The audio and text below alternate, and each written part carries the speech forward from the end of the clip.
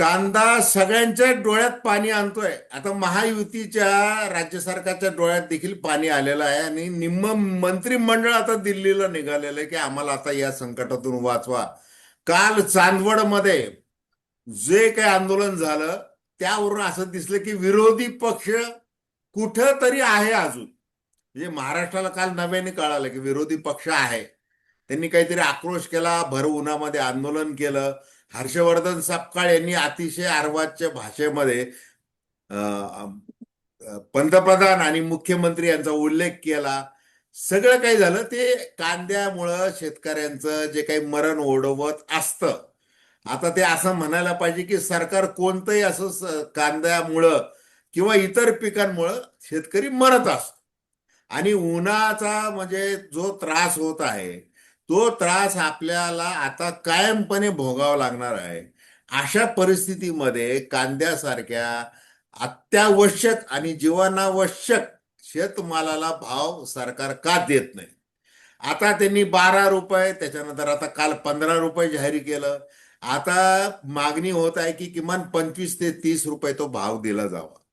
या एकूणच विषयी शेतीचे अभ्यासक, शेतकरी संघटनेचे नेते सुरेश ताके पाटील आपल्या सोबत आहेत आणि ते आपल्याला सांगणार आहेत की सरकार नेमकं कशा पद्धतीने वागतंय, शेतकरी कशा पद्धतीने मरतोय आणि कांद्याची आयात निर्यात वगैरे हे सगळे जे काही सोंग ढोंगे केले जात आहेत. दुसरीकडे महागाईचा आगडोंब कोसळलेला आहे. अनेक प्रश्नांनी शेतकरी होरपळतोय. तर सुरेश ताके पाटील, तुम्ही बोलण्यापूर्वी मी दर्शकांना विनंती करतोय की चॅनल सबस्क्राईब करावं, बेल आयकॉनचं बटन दाबावं आणि आपल्या प्रतिक्रिया बिनधास्तपणे नोंदवाव्या. तर सुरेश ताके पाटील, बोला तुम्ही. नमस्कार. शेतकरी आंदोलनाचा इतिहास हा कांद्यापासून. सगळ्यात सुरुवातीला 1978-79 साली शरद जोशी साहेबांनी व त्यांच्या अगोदर 4-5 दिवस पिंपळगाव बसवंत येथे माधवराव खंडराव मोरे यांनी कांदा आंदोलन केलं. त्याची बातमी त्यावेळेला वर्तमानपत्रात बातम्या उशिरा यायच्या. लोकसत्तेत ती बातमी शरद जोशी साहेबांनी वाचली आणि मग ते तडक उठले आणि पिंपळगावला गेले आणि हे दोन नेते एकत्र बसले आणि शेतकरी संघटनेची स्थापना झाली. हा इतिहास म्हणजे शेतकरी आंदोलनाची सुरुवात कांद्यापासून झाली. नंतर त्याच्यावर ऊसाने अतिक्रमण केलं, हा भाग वेगळा. त्याची मालकी ऊसाकडे गेलेली आहे आणि आज शेतकरी एकत्र येऊन कांदा आंदोलन करतात ही खचितच आनंदाची बाब आहे. कारण शेतकरी संघटनेची सुरुवात जरी कांदा आंदोलन झाली असली, राजू शेट्टी साहेबांनी विधानसभेसमोर विधिमंडळाच्या इमारतीसमोर कांदे मागच्या पंधरवड्यामध्ये उधळले होते, परंतु ते इतर कामामध्ये व्यस्त असल्यामुळं तो विषय पुढे लावून धरते. कारण शक्तीपीठ महामार्ग असो किंवा कोकणातील आंबा काजू उत्पादकांचं आंदोलन असो, यामध्ये ते व्यस्त आहेत. परंतु बाकीच्या संघटना मूग गिळून गप्प बसलेल्या आहेत. आता शेतकरी आंदोलन जर शेतकरी एकत्र येऊन स्वतः आंदोलन केलं तर ती चांगली गोष्ट आहे आणि शेतकरी जागृत होणं गरजेचं आहे. आता कांद्याचा जो 15 रुपये सरकारने जाहीर केलेला आहे तो खूप कमी आहे. शेतकऱ्यांची जी मागणी आहे 25 ते 30 रुपयाची, ती ही साधारणपणे एका लेवलला आहे, उत्पादन खर्चाचे लेवल. कारण 2014-15 मध्ये फडणवीस साहेब मुख्यमंत्री झाल्यानंतर त्यांनी ज्या शेतीमालाच्या उत्पादन खर्च काढला होता त्याची कॉपी माझ्याकडे आहे. त्याच्यामध्ये रब्बी कांद्याचा आणि उन्हाळी कांद्याचा भाव हा साधारणपणे 16 ते 17 रुपये त्यावेळेला निघाला होता प्रति किलो. मग त्यापेक्षाही आज दर कमी. मग गेल्या 10-12 वर्षामध्ये दर वाढले नसतील का? निश्चित वाढलेले आहे. तुम्ही जर एआयला विचारलं तर एआयचा कांद्याचा दर जो आहे तो साधारणपणे 3,000 पर्यंत आहे साठवणुकीचं. साठवणुकीनंतरही पुन्हा पॅकिंग आहे वगैरे खर्च आहेतच, परंतु तरी सुद्धा साधारण 2500 रुपये सरासरी खर्च आहे आणि त्याच्यावर सरकारच्या म्हणण्यानुसार 25% नफा स्वामीनाथन समितीच्या शिफारस सरकारवर आम्ही लागू केल्यात.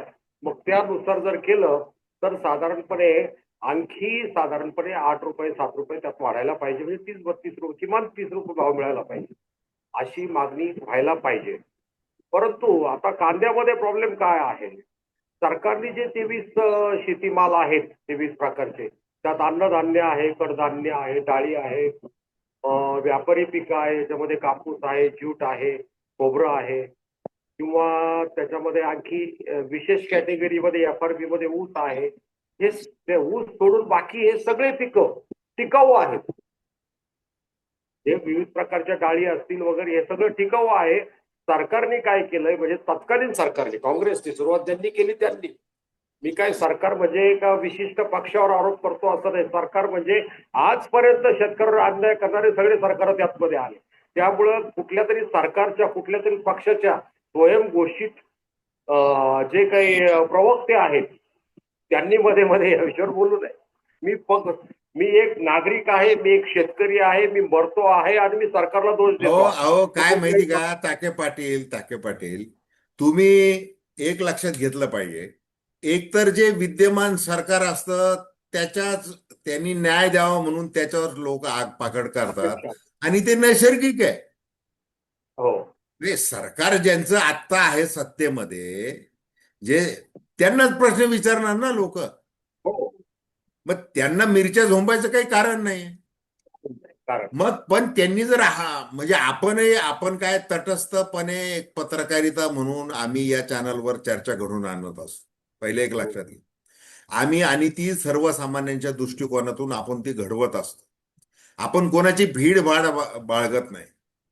तर आता बघा, काल हर्षवर्धन, जसं मी सुरुवातीला प्रस्तावनेमध्ये मुद्दामून सांगितलं की हर्षवर्धन सपकाळ यांची जी काही भाषा होती, ज्या पद्धतीने त्यांनी एकेरी शब्दामध्ये पंतप्रधान नरेंद्र मोदी आणि मुख्यमंत्री देवेंद्र फडणवीस यांचा जो उल्लेख केला, तो म्हणजे निषेधार्हच आहे, त्याचा निषेध केलाच पाहिजे.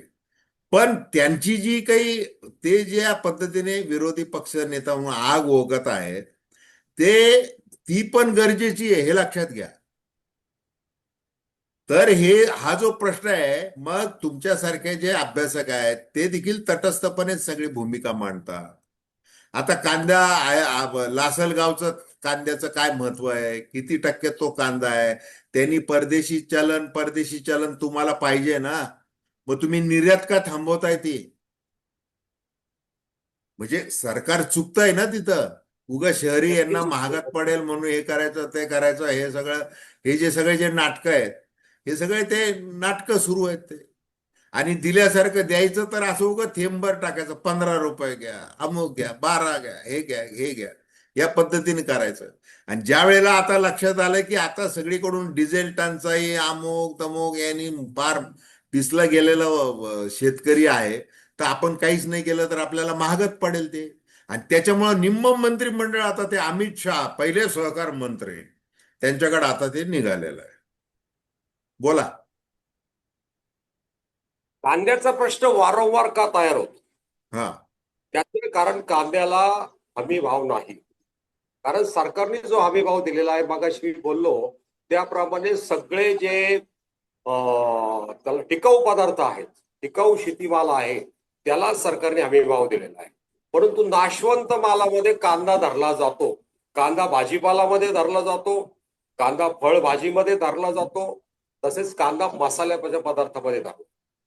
आता कुठल्या तरी माध्यम, जर ज्या अर्थी सरकार कांदा साठवणुकीसाठी कांदा चाळीला अनुदान देतो आणि कांदा चाळीला कर्ज दिलं जातं, त्या अर्थी कांदा साठवू शकतो, कांदा टिकाऊ आहे व्यवस्थितपणे साठवलं तर. म्हणजे कांदा हा तुमचा नाशवंत माल आहे आता असं म्हणणं चुकीचं आहे. आणि शेतकरी अतिशय सुंदर पद्धतीने कांदा पिकवतात. या वर्षी उन्हाचा तडाखा जास्त असल्यामुळं कांद्याचा जो वरचा भाग असतो त्याच्यावर उन्हाचा झटका बसल्यामुळं कांद्याची टिकवण क्षमता कमी झालेली हे खरं आहे.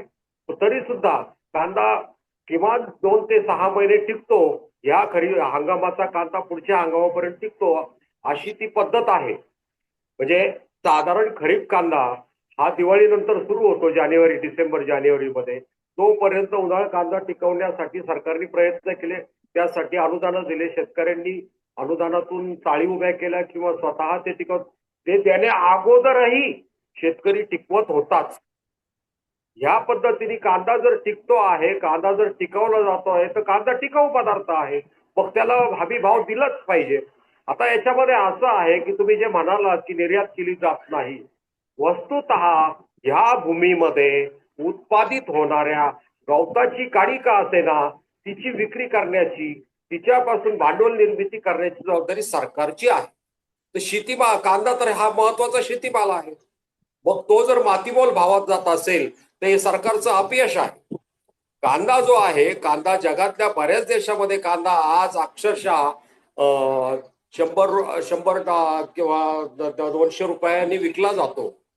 आजची परिस्थिती अशी ना, आपल्याकडे तो मातीमोल भाव 50 पैसे रुपये किलोने जर कांदा विकला जात असेल तर हे आपली चूक आहे कुठेतरी. आणि या माध्यमातून मला मागणी करायची आहे की माझी अशी मागणी आहे की व्यापार मंत्रालयामध्ये एक राज्यमंत्री फक्त कृषी माल विपणनासाठी असावा. व्यापार मंत्रालय हे दुर्लक्षित मंत्रालय आहे. त्याच्यामध्ये एक राज्यमंत्री तयार करून तो केवळ शेतीमाल विक्रीसाठी असावा. तसेच 2011 संभाजीनगर उच्च न्यायालयातील ऍडव्होकेट अजय तल्हार साहेब यांच्याबरोबर तत्कालीन राष्ट्रपती प्रतिभाताई पाटील यांना आम्ही निवेदन दिलं होतं 2011 मध्ये की शेतीमाल विपणनाचं जे कार्य करते ती संस्था CACP त्याला स्वायत्त दर्जा द्यावा, त्याला न्यायाधिकरणाचा दर्जा द्यावा. आणि घटनेमध्ये तशी तरतूद आहे, घटनेच्या 323B2G या कलमामध्ये तशी तरतूद असताना अद्याप सरकारने तसं दिलेलं नाही. नीती आयोगाने संभाजीनगर उच्च न्यायालयामध्ये तसं लिखित देऊनही तो अद्याप तो प्रश्न सुटलेला नाही. जर त्या पद्धतीने झालं तर कुठेतरी शेतकऱ्यांना न्याय मिळू शकेल का? सरकारचं धोरणच आहे की शेतकरी संपवायचा आहे, सगळे व्यावसायिक आणि उद्योगपतीच तयार करायचे आहेत की काय, असा प्रश्न या निमित्त, किंवा नोकर तयार करायचे काय असा प्रश्न या निमित्तानं माझ्यासारख्या शेतकऱ्याच्या मनामध्ये येतो. आज कांद्याचा जर उत्पादन खर्च जर बघितला, मगाशी मी सांगितलं की AI आज म्हणतंय, तुम्ही कुणीही ऐकणारे जे श्रोते असतील त्यांनी कुणीही AIला प्रश्न विचारावा तर त्याच्यामध्ये तो कांद्याचा दर हा 20 ते 30 रुपये पर किलो दाखवलेला आहे हंगामनिहाय. मग अशी परिस्थिती असताना सरकार 15 रुपये दर कसा देतं? आणि तोही फक्त नाशिक जिल्ह्यातल्याच कांद्याला का? संभाजीनगर जिल्ह्यामध्ये किंवा नगर जिल्ह्यामध्ये, पुणे जिल्ह्यामध्ये, सोलापूर जिल्ह्यामध्ये हे जे कांदा उत्पादक जे जिल्हे आहेत किंवा तुमचे खानदेशातील जिल्हे आहे जळगाव, धुळे, या शेतकऱ्यांनी काय घोडं मारलं? यांनी का कांदा 1 रुपये 2 रुपये किलो विकायचा? हे बरेच प्रश्न आहेत. आणि सगळ्यात महत्वाची गोष्ट आहे की हा प्रश्न 2002ला 1ला 2ला पण तयार झाला. विलासराव देशमुख मुख्यमंत्री होते, पण तत्कालीन राज्य सरकारने 200 रुपये किलोनी कांदा खरेदी केला होता, शासकीय खरेदी. त्यानंतर याच किती मुख्यमंत्र्यांच्या रुपयांनी खरेदी केला होता? 200 रुपये क्विंटलनी, 2 रुपये किलोनी. हा, त्यावेळेला कांदा 20-25 पैसे किलोवर आला होता, त्यावेळी 2 रुपये किलोनी खरेदी केला होता 2001च्या दरम्यान. विलासराव देशमुख पहिल्यांदा मुख्यमंत्री झाले त्यावेळेला. आणि याच सरकारने साधारणपणे 5-6 वर्षापूर्वी 2017-18 मध्ये या सरकारने कांदा जो स्वस्त भावात विकला गेलेला आहे, कमी दरात गेलेला आहे, त्या काळामधील ज्यांनी कांदा विकला त्यांना अनुदान दिलं होतं. त्याच्यामध्ये काही अपप्रकार झालेत. माझ्या श्रीरामपूर तालुक्यातील बाजार समितीमध्ये काही संचालकांनी चुकीचे बिलं करून ते अनुदान लाटलं होतं, असे काही प्रकार झालेत. पण ते अगदी टक्केवारीमध्ये बघितलं तर अगदी थोडेसे आहेत. त्याकडे दुर्लक्ष करून परत सरकारने त्या पद्धतीने ज्या शेतकऱ्यांनी एप्रिल-मे मध्ये कांदा विकलेला आहे, जो कमीत कमी भावात गेलेला आहे, त्यांना अनुदान दिलं पाहिजे आणि पुढच्या मालाला योग्य तो दर दिला पाहिजे. अशी परिस्थिती साधारण आज असा निर्णय घेणं गरजेचं आहे. म्हणजे उठसूट केंद्राकडे जाणं, मग राज्य सरकारला अधिकार काय आहे? शेती क्षेत्र हे घटनेच्या याच्यानुसार हे राज्य सरकारचं काम आहे. शेतीमध्ये इनपुट काय द्यायचं, कशाला अनुदान द्यायचं, काय हे राज्य सरकारचं काम आहे. परंतु का उठसूट केंद्राकडे जातात हा मला प्रश्न आहे. मध्य प्रदेश सरकार जर तुमच्या सोयाबीनच्या पिकासाठी काही योजना आणतं, ठीक आहे, मी नाव विसरलो त्या योजनेचं, आणि त्याच्यामध्ये सोयाबीनचा दर जो आहे आणि तुमच्या CACPने दिलेल्या आधारभूत किमतीपेक्षा जो फरक आहे ते मध्य प्रदेश सरकार देतं, तसं महाराष्ट्र शासन का देत नाही? महाराष्ट्र शासन जर देशातलं सगळ्यात श्रीमंत राज्य आहे म्हणून स्वतःची पाठ थोपटून घेतं, तर मग इथला शेतकरी अडचणीत का आहे? इथला शेतकरी आत्महत्या का करतो? मध्ये डॉक्टर अभय बंग साहेबांनी काँग्रेसचं सरकार असताना 2007 मध्ये एक अतिशय वाईट शब्द वापरला होता.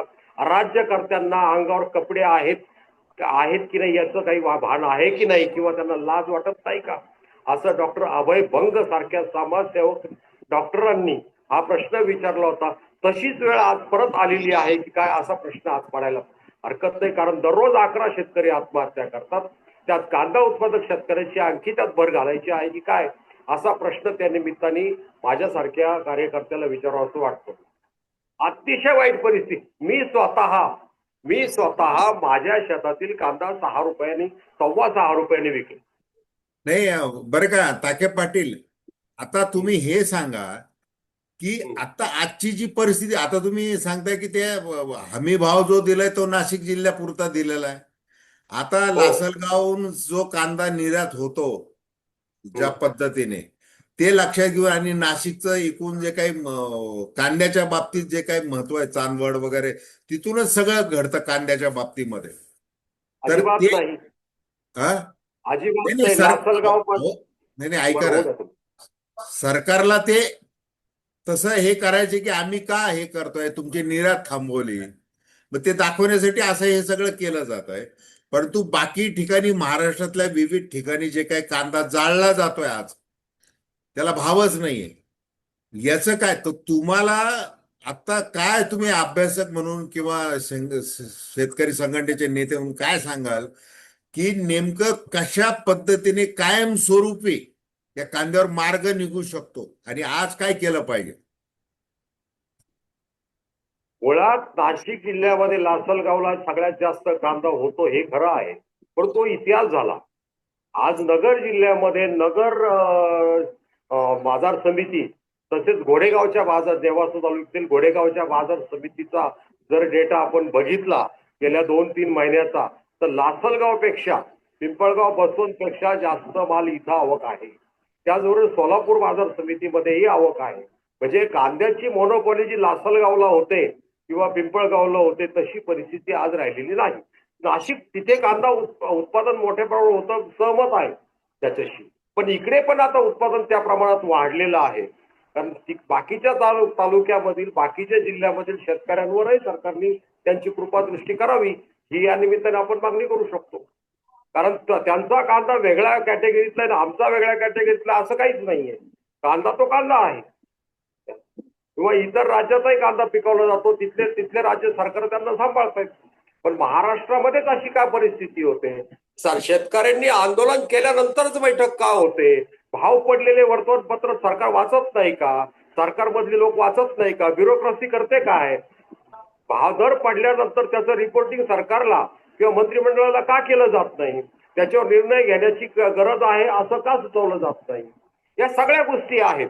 आणि 12-15 रुपये दर ठरवण्याच्या अगोदर कांद्याचं उत्पादन खर्च कृषी उत्पादन केंद्राला, कृषी विद्यापीठांना का विचारला नाही? किंवा आपल्या तळेगावला, पुणे जिल्ह्यातील तिथे तळेगाव, राजगुरुनगरला का केंद्र सरकारचं कांदा लसूण संशोधन केंद्र आहे, तिथे का विचारलं जात नाही? महाराष्ट्रामध्ये संस्था आहेत ना, त्यांचा विचार ना, तुमचं उत्पादन खर्च किती आहे? शेतकऱ्यांचा विचार तर प्रत्येक शेतकरी वेगवेगळा सांगेल. परंतु संस्था, शासकीय संस्था आहेत, केंद्र सरकारच्या आहे, राज्य सरकारचे विद्यापीठ आहेत, त्यांचा डेटा घेऊन सरकारने दर ठरवावे. उगीच उठायचं आणि 12 आणि 15 रुपये बोलायचं, त्याला काही आधार आहे की नाही, हा सगळ्यात महत्वाचा प्रश्न. तो निराधार दर दिलेला आहे. आधारभूत किमतीला आधारच नाहीये, असं आहे ते. आता हे बघा, तुम्ही मगाशी बोलताना विपणन म्हणजे जे काय होतंय आणि ज्या पद्धतीने दलालांची, आडतांची जी काही साखळी आहे, त्याच्यामुळं भाव बरेचदा मोठा दिसतो. ज्या वेळेला कांदा भाव वाढतात, 60 रुपये किलो, 100 रुपये किलो, अशा पद्धतीने वेळ ज्या वेळेला येते, त्यावेळेला प्रत्यक्षात शेतकऱ्याच्या हातात किती पडतात हा एक प्रश्न आहे. फार की मोठा फरक आहे. हा, फार मोठा फरक. तर त्याच्याविषयी काही सरकारने धोरणात्मक निर्णय, विपणन क्रिया, दलाली नष्ट करून, फलानं करून, येऊ करू, ते काय केलेलं आहे? ते काही केलेलं नाही. आता 10 वर्षात तेच अनुभव आलेला आहे. दुसरी गोष्ट, जे साठवणूक तुम्ही म्हणता की कांद्याची चाळ वगैरे हे त्या गोष्टी, इकडे आता त्या समृद्धी महामार्गावर ते असे काहीतरी केंद्र केलेले आहेत म्हणे, पण त्याचा किती उपयोग होतोय सध्या? समृद्धी महामार्गावर काय? हे कांदा संकलन म्हणजे साठवण्याचे केंद्र वगैरे असं काही जाहीर केले होते किंवा काही ठिकाणी आहेत. ते काही झालेलं नाहीये. हा. ते काही झालेलं नाहीये. हा. अजून अद्याप तरी झालेलं नाहीये. पण या निमित्ताने मला अजून एक गोष्ट सांगायची की ज्या शेती मालाला सरकारने सीएसीपीने जो दर दिलेला आहे, किमान आधारभूत किंमत, त्यात ऊस आहे.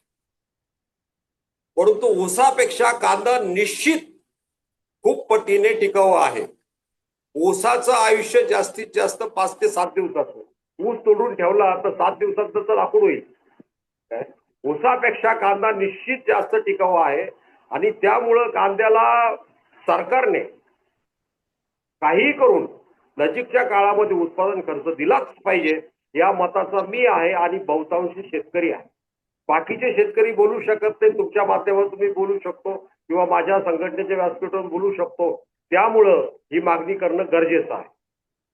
कांदा जर महाराष्ट्र, एकीकडे महाराष्ट्राचं सरकार पाठ थोपटून घेतं की आम्ही इतका कांदा पिकवतो, आम्ही इतका हापूस पिकवतो, आम्ही इतके द्राक्ष पिकवतो, आम्ही इतकी केळी पिकवतो, इतके मोसंबी पिकवतो मराठवाड्यामध्ये, परंतु त्याच्या विक्रीसाठी तुम्ही करता का?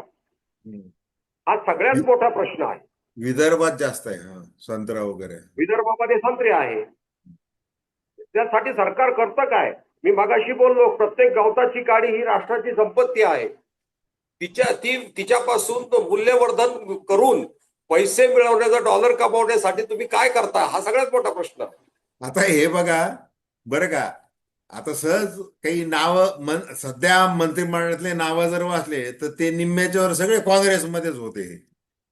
तुमचे विखे, भुजबळ, अमुक अमुक हे सगळी यादीच आहे मोठी. हर्षवर्धन काय वेगवेगळे, आता ते राष्ट्रीय संघाचे अध्यक्ष आहेत हर्षवर्धन पाटील, ते आता इकडेच राजकीय दृष्ट्या हा भाग वेगळा. आता साखर आणि कांदा डोळ्यासमोर ठेवून हे सगळं त्या केंद्रीय गृहमंत्री, केंद्रीय सहकार मंत्री, केंद्रीय काय विपणन मंत्री त्यांच्याशी सगळं बोलणार आहे. आता म्हणजे प्रश्न, आपण असं जे म्हणत होतो की सरकार कोणतंही असो, आता हे जे काही भारतीय जनता पार्टीचं जे सरकार आहे ते खरं तर आपण काय म्हणू शकतो, भगव्या काँग्रेसचं सरकार आहे. म्हणजे ही याच्यामधली सगळी यादी जर वाचली, या सगळ्या सहकार सम्राट, अमुक सम्राट, तमुक सम्राट, मग बेरजेचं राजकारण, कूटनीती, हे सगळे यांनी आपल्याकडे घेतलेले आहेत हे सगळे वळून. अरे मग तुम्ही घेतलेले आहे तर मग तुम्ही त्यांचे जे काही सरंजामशाही जी काही खरेदी केलेली आहे, त्यांना शेतकऱ्यांचे प्रश्न समजत नाही का? ते तुमच्याबरोबर सत्तेमध्ये आहेत ना ते. आता साखरेच्या निर्यातीबद्दल, आता कारखानदार ओरडा करायला लागलेले आहेत. म्हणजे जी काही नोंद झालेली आहे एक्सपोर्ट करण्याची, तेवढीच परवानगी देण्यात आलेली आहे, बाकीची देण्यात आलेली नाहीये. हे सगळं काय आहे? आता ही आजची बैठक आहे. आता आपली वेळ पण संपत आलेली आहे. त्याच्यामुळे मी तुम्हाला असं विचारतोय की हे साखर, कांदा, आयात निर्यात, अमुक तमुक, याच्यावर काही ठोस होणार आहे का? तुम्हाला काय अपेक्षा आहे सरकारकडून? सरकारने मुळात ज्या पद्धतीने मोदी साहेबांनी 2017-18 मध्ये एक आदेश दिला की 31 रुपये किलोच्या खाली कांदा साखरेचे व्यवहार झाले नाही पाहिजे, साखर विक्री, अगदी सोप्या त्याच पद्धतीने कांदा 25 रुपयाच्या खाली देशांतर्गत बाजारात विकला नाही गेला पाहिजे. एवढं जरी केलं तरी ही परिस्थिती बदलेल. किंबहुना तुम्हाला या तुमच्याच चॅनलवर मागच्या 2-3 मुलाखतीपूर्वी मी पंतप्रधान महोदयांना एक पत्र दिलं होतं. त्याच्यामध्ये जगातले 10 देश जे आहेत सर्वाधिक कांदा पिकवणारे, त्याच्यामध्ये अमेरिका, चायना सुद्धा आहे. त्यांच्याकडे जर कांद्याचा दर गेल्या 10-5 वर्षाची आकडेवारी बघितली तर बाजारामध्ये किरकोळ विक्रीचा दर जर 100-200 रुपये, 300 रुपये किलो असताना आपल्याकडे अर्ध्या पाऊंड पॉईंट $47, म्हणजे आता डॉलरचा दर वाढला म्हणजे साधारणपणे 40-50 रुपये हा जास्तीत जास्त दर आहे. हा दर आपल्याकडे आहे. म्हणजे भारतामध्ये तुम्ही मागाशी विचारलं की फरक किती आहे. खूप मोठा फरक आहे. मुंबईमध्ये मी एका नातेवाईकाकडे गेलो होतो 3 वर्षापूर्वी. त्यावेळेस त्यांनी अचानक पाऊस पडत होता. आणि ते म्हणे आपण कांदा भजी खाऊ. मग माझी भावच बहीण आहे, तिने कांदे बोलवले तर 80 रुपये किलो. आणि इथे 10-12 रुपये किलो कांदे चालू होते त्यावेळेला. म्हणजे असा फरक त्यावेळेला आहे. इतका फरक तिथं आहे. त्यामुळं शेतकऱ्यांना त्या प्रमाणामध्ये पैसे मिळत नाहीत आणि मधला दलाल मोठा आहे. या निमित्तानं मी आणखी 2 मिनिट घेईल. बाजार समिती, ज्या वेळेला बाजार समिती, कृषी उत्पन्न बाजार समितीचं जर सुरुवातीची स्थापना आणि त्यावेळेचे नियम अधिनियम जर बघितले तर कृषी उत्पन्न बाजार समितीच्या कन्सेप्टमध्ये आरत्या ही कन्सेप्ट नव्हती. दलाल ही कन्सेप्ट नव्हती. ती नंतर आली आणि आज सगळ्या कृषी उत्पन्न बाजार समित्या ह्या दलालाच्या ताब्यात गेलेल्या आहेत. दलाल सांगतील तसं कृषी उत्पन्न बाजार समितीचे जे काही कारभारी आहेत, जे काही अधिकारी आहेत, ते त्यांचं धोरण ठरवतात, त्या पद्धतीने चालवतात, असा माझा आरोप आहे. मी स्वतः एका कृषी उत्पन्न बाजार समितीचा माजी संचालक आहे, श्रीरामपूर कृषी उत्पन्न. यामुळं मी तिथे काय चालतं बराचसा विरोध केला, बऱ्याच गोष्टी बदलही केला, पण तो तत्कालीन ठरला. नंतर पुन्हा एरे माझ्या मागल्या, असं तिथं झालेलं आहे. त्यामुळं सगळ्या बाजार समित्या ह्या शेतकऱ्यांसाठी नव्हे तर व्यापाऱ्यांसाठी व पुढाऱ्यांसाठी चालवल्या जातात. आणि एक सत्ता केंद्र माझ्या ताब्यात आहे, तुझ्या ताब्यात नाही, म्हणून राजकीय पक्षांचे हे संस्था ताब्यात घेण्यासाठी अमेरिका चाललेली असते. चला, आपली वेळ संपलेली आहे दुर्दैवाने. आणि दर्शकांना पुन्हा एकदा विनंती की चॅनल सबस्क्राईब करावं आणि आपल्या प्रतिक्रिया बिनधास्तपणे नोंदवाव्यात. ताके पाटील, खूप खूप धन्यवाद.